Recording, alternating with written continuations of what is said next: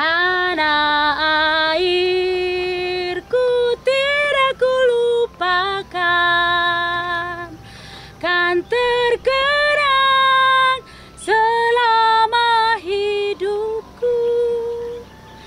Jua-jua Sobat Kembur dari Siatar Atas. Silalai sambungan kami menyapa Sobat Kembur bersama bintang tamu kita yang berikutnya, yang pasti sudah Sobat Kembur dengar.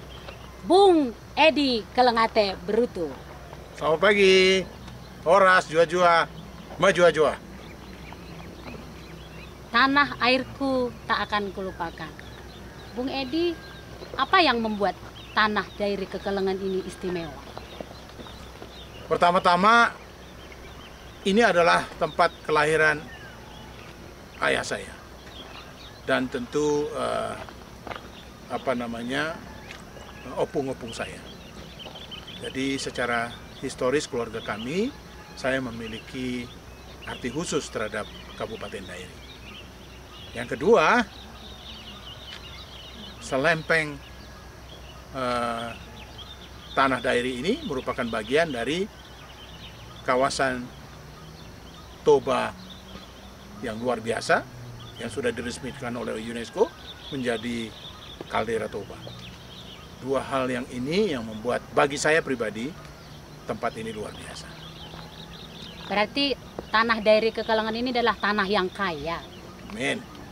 Kira-kira Bung Edi bisa nggak jelaskan ke kita, kekayaannya itu apa aja gitu? Apakah kekayaan alam, ataukah tradisi, atau mungkin seni, atau apa yang Bapak Bung Edi suka?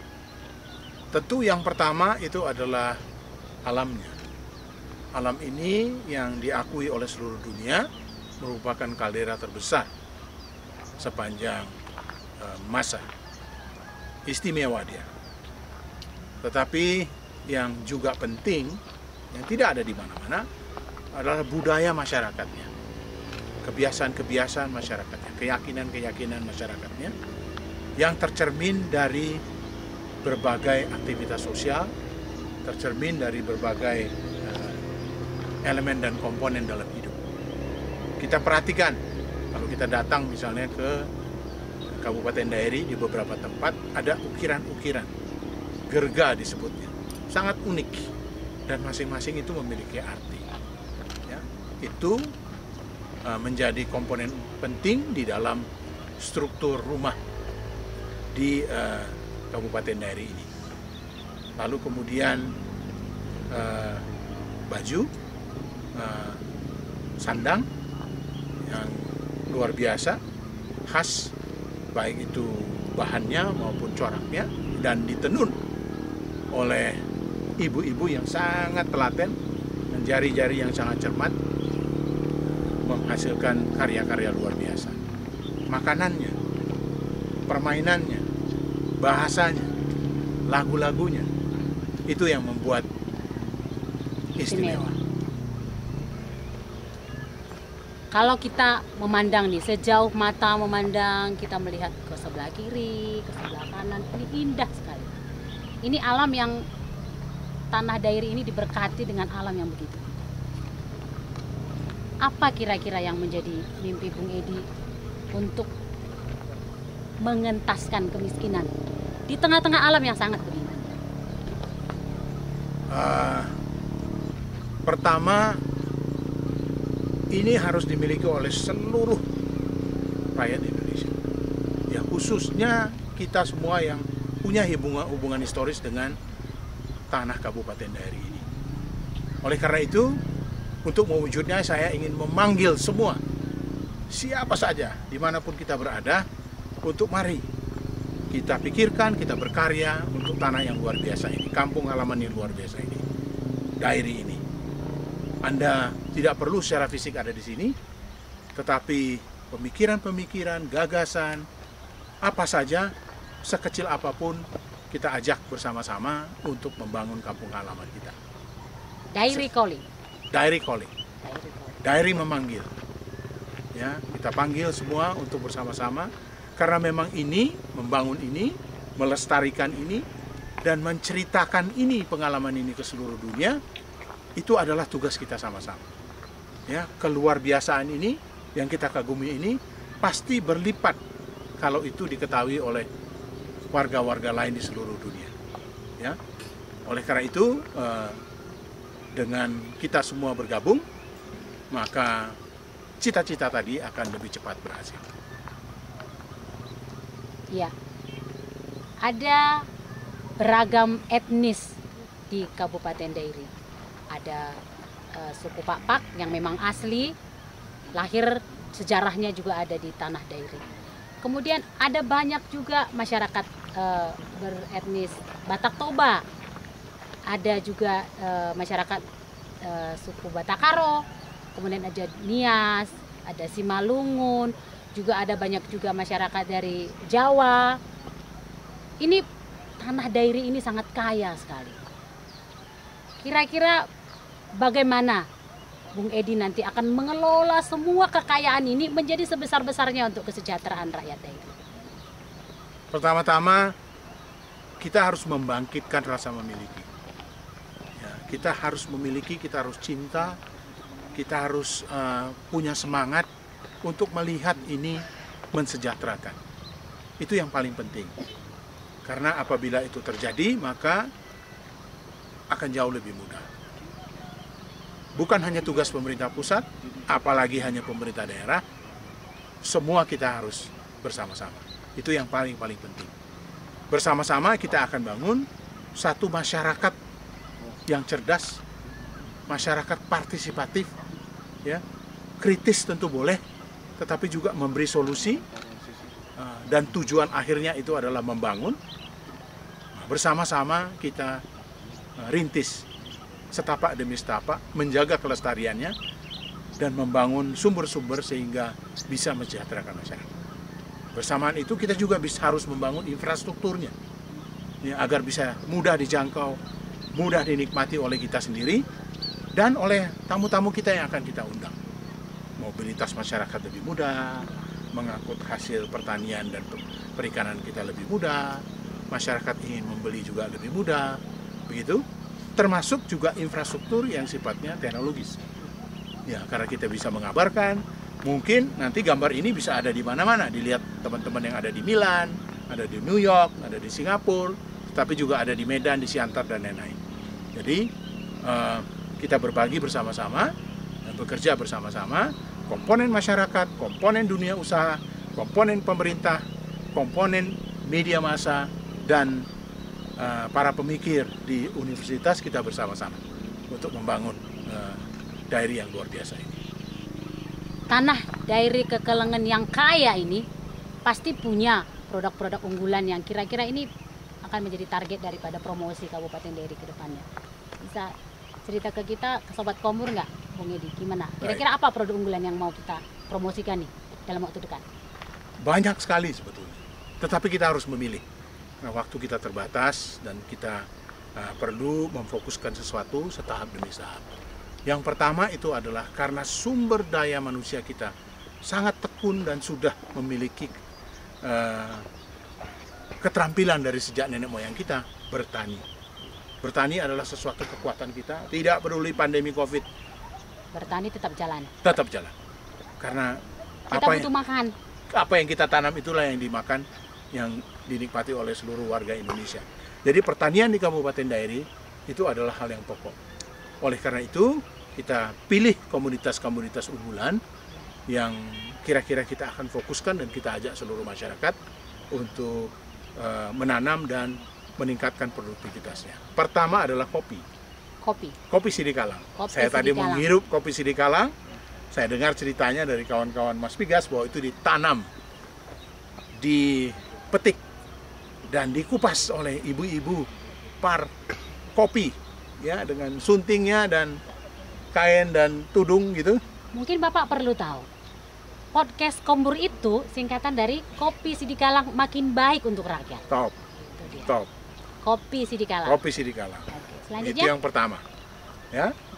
Dan kopi ini, saudara-saudara sekalian, saya mendengar langsung dari para pembeli dari luar negeri, dari Eropa, dari Asia, dari Amerika, bahwa kualitasnya tidak diragukan lagi.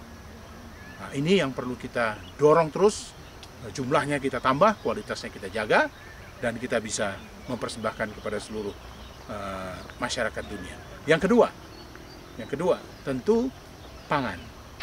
Nah, jagung itu adalah salah satu komoditas yang jumlah tanam dan petaninya luar biasa besar. Dan tentu hortikultura. Jadi 3 komponen ini yang sekarang kita fokuskan di dalam sebuah klaster terintegrasi pertanian, di mana petani kita minta dan kita bantu untuk fokus menanam dan berproduksi. Hal-hal lain tuh diurusin oleh yang lain. Sumber permodalan yang mudah, bunga cukup 3%, bantuan pemerintah pusat, tidak ada biaya lain, dibayar nanti saja setelah kita panen, ya, prosesnya sangat sederhana. Tidak bertele-tele. Tidak bertele-tele. Iya, tidak. Yang kedua, kalau butuh sarana produksi, tinggal memberitahu kepada satu tempat, lalu langsung disuplai. Penyuluhan pertanian oleh Dinas Pertanian ada selalu dan on time untuk mendampingi, dan setelah berproduksi dibeli oleh mitra-mitra kita yang sudah berjanji untuk memberi harga yang terbaik. Sudah dibangun nih kemitraannya, Pak. Sudah dibangun kemitraan ekosistemnya.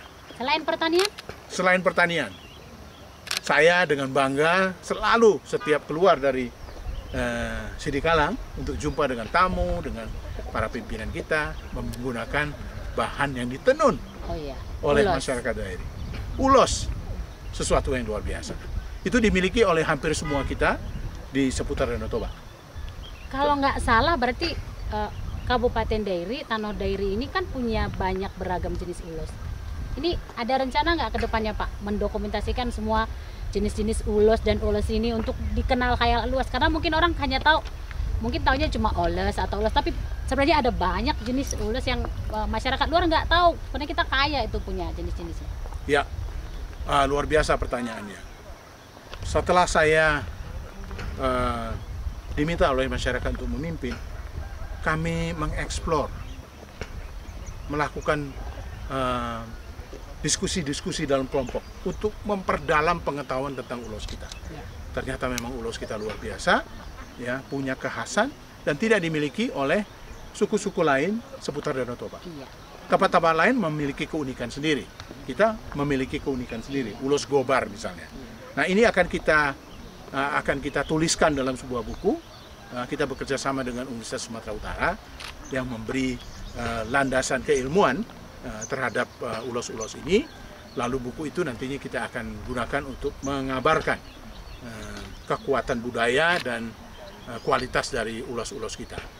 Ulos-ulos ini kemudian sudah kita transformasikan, ya, menjadi pakaian yang bisa digunakan sehari-hari. Fashionable, Iya. ya. Tidak hanya untuk ritual adat saja. Tidak hanya untuk ritual adat, agar bisa juga digunakan dan lebih luas, dan dampaknya akan menghasilkan kesejahteraan bagi para tenun kita. Dan kita khususkan pewarnanya berasal dari endemi, tumbuh-tumbuhan yang berasal dari Silai Sabungan. Eco-fashion. Iya, eco-fashion, dan dia sangat ramah lingkungan. Satu lagi, rekan-rekan sekalian, saudara-saudara sekalian, kita harus bangga, luar biasa. Kami sangat kagum, ya, sebagai aparat pemerintah, tentu kita semua kagum. Kita menjadi tuan rumah G20. Kapan tuh, Pak? G20, Oktober, November, Desember. Sebetulnya tahun ini, the whole year 2022 itu adalah tahun G20 untuk Indonesia. Iya. Nanti puncaknya tentu ada di kuartal 4, di mana semua kepala negara akan datang, dipimpin oleh Bapak Presiden untuk membicarakan hal-hal penting di dunia.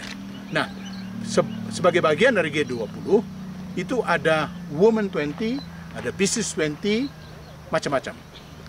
kita beruntung bahwa apa yang dilakukan oleh petenun-petenun wanita kita, lalu kemudian petani-petani wanita kita yang tekun itu, kabar yang kita kabarkan terdengar, menginspirasi Iya. oleh komite Women 20, dan pemerintah Kabupaten Dairi sudah mengikat MOU dengan Women 20 untuk mendorong partisipasi dan peran wanita di dalam budaya, ekonomi, dan sosial. Salah satu bentuknya itu adalah kopi dan ulos yang akan kita perkenalkan juga melalui buku bersama-sama komite Women 20 di bawah G20 di tahun ini. Women empowerment. Women empowerment, luar biasa.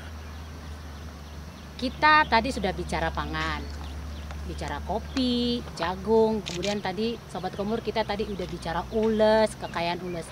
Nah yang terakhir ini, kira-kira destinasi-destinasi wisata yang akan kita promosikan di waktu-waktu yang akan datang, apa nih kira-kira Pak? Karena setahu kita kan ada ini Selai Sabungan, sejauh mata memandang tuh sampai ke danau. Kemudian ada Danau Sicike-Cike juga, yang hutannya itu sangat punya keberagaman flora dan fauna, yang kabarnya ada beberapa tanaman-tanaman di situ justru bisa menjadi tanaman obat dari para peneliti-peneliti. Ini gimana nih kira-kira usaha kita untuk mempromosikan destinasi wisata di Kabupaten Dairi, Selai Sabungan, Danau Sicike-Cike, kemudian Kandet Liang, ada beberapa tempat-tempat lain, gimana nih Bung Edi? Ada beberapa yang kita prioritaskan dari begitu banyak site-site atau pokok-pokok pariwisata di kabupaten ini. Pertama adalah lokasi ini, ya, Kecamatan Selai Sabungan, khususnya Tau Silalahi, luar biasa. Ini merupakan bagian dari Geopark Kaldera Toba, ya. Itu yang pertama. Yang kedua, Taman Wisata Iman, itu sangat unik, satu-satunya di Indonesia. Dan yang pertama, tempat wisata iman bagi kita semua pemeluk agama dan kepercayaan untuk bisa melakukan ritual dan bersama-sama berlibur di tempat yang sangat luar biasa indah, 13-14 hektar, tinggi, nyaman. Yang ketiga, Sidikalang sebagai ibu kota, ya, itu juga bisa kelihatan bagaimana masyarakat Dairi bekerja setiap hari, fasilitas-fasilitas yang tersedia, dan Danau Sicike-Cike, ya, konservatori yang kita akan pertahankan sebagai wujud dari kecintaan kita kepada alam yang dihadiahkan oleh Tuhan Yang Maha Kuasa, dan kisah-kisah legenda yang ada di dalamnya. Luar biasa, banyak sekali cerita yang menggambarkan kenapa danau itu ada, bagaimana dia berproses, apa keistimewaannya. Nah, itu bisa datang untuk mendengar cerita langsung. Ada kisah di balik situs-situs dan destinasi wisata. Yes. Nah, untuk memudahkan kita, seperti saya katakan, kita terus membangun infrastruktur. Untuk menjangkau kepada Danau Toba, nanti bisa melalui danau. Karena dermaga Silalahi sudah dibangun sejak tahun lalu, dan sekarang masuk fase 2. Mudah-mudahan bisa kita resmikan tahun ini, sehingga saudara-saudara kita ingin datang ke Silalahi atau ke Sidikalang, bisa melalui Silalahi, bisa lebih melalui cepat, darat, dan bisa melalui danau sambil menikmati pemandangan, dinner di kapal, itu. Lalu jalan, kalau ingin melalui darat, jalan dari Lepondom ke bawah menuju danau, itu akan diperbaiki, akan diperluas, sehingga lebih nyaman. Kendaraan-kendaraan besar yang sedang sudah bisa melalui, sehingga akses lebih cepat dan nyaman. Demikian juga fasilitas-fasilitas lain yang akan dibangun tahun ini di Silalahi, seperti misalnya gazebo, galeri, information center, pedestrian bisa dipakai untuk berjalan, siatar atas ini, dan lain-lain yang kita akan lengkapi untuk kita semua. Termasuk TWI yang kita sudah perbaiki, jalannya semua hot mix, kita bisa berlari, bersepeda, menggunakan kendaraan, menginap, dan lain-lain. Berarti Sobat Kombur nggak perlu jauh-jauh untuk berwisata. Sekarang kaum milenial suka healing-healing, banyak ada spot-spot wisata, destinasi wisata di Tanah Dairi ini sangat banyak pilihan dan beragam. Ada beberapa hal tadi yang disampaikan Bung Edi dari awal, itu bagaimana kekayaan kita, apa yang akan kita promosikan, wisata apa yang akan kita kembangkan. Nih, untuk mengakhiri podcast Kombur kita, mungkin Sobat Kombur perlu dapat pesan closing statement mengenai dari Calling. Ya, saudara-saudaraku semua dimanapun Anda berada, apa yang kita ceritakan tadi akan jauh lebih cepat, akan jauh lebih berarti bagi kita semua apabila kita melakukannya bersama-sama. Saya ajak semua kita, saya panggil, saya tenggoi, ya, untuk bersama-sama memberi perhatian kepada kampung halaman kita. Kami bangga sudah mulai pada saat Lebaran, libur Lebaran, ada 16.000 masyarakat seluruh Indonesia datang ke Kabupaten Dairi menikmati hari-hari libur. Itu menunjukkan bahwa kita sudah penat dari pandemi, kita bersyukur sekarang sudah mulai endemi, dan Silai Sabungan dan Kabupaten Dairi menjadi pilihan. Oke, mari sama-sama hari ini jangan ditunda, kita satukan pikiran, satukan kecerdasan, bergandengan tangan dengan pemerintah, masyarakat, sektor usaha, media, juga kawan-kawan para cendekiawan di universitas. Saya tunggu di Kabupaten Dairi, di Tanah Dairi. Kita jumpa segera. Demikian Sobat Kombur, Kombur bareng kita bersama Bung Edi Kelengate Brutu. Sampai jumpa di edisi berikutnya. Aku cinta Tanah Dairi. Jua-jua Sobat Kombur. Jua-jua, Horas, berjua-jua.